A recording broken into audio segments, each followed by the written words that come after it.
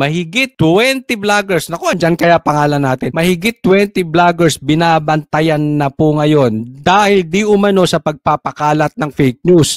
Para sa kanila, ano fake news? Sa survey ng Social Weather Station itong Pebrero na kinomisyon ng Advisory and Research Consultancy Group na Stratbase, lumalabas na 62% ng mga Pilipino ang naniniwalang isang seryosong problema ang fake news sa bansa. Yan. Tingnan nyo kung paano nila pinapalabas na fake news. Paano nila idinidiin yung fake news? Bakit? Survey. Sige, I will agree with you. Pero dyan nila sinimulan, tingnan nyo, i-discarte nitong GMA. Dyan nila sinimulan. 62% problema na. Sangayon na problema ang fake news. Tanong, sino yung mga fake news?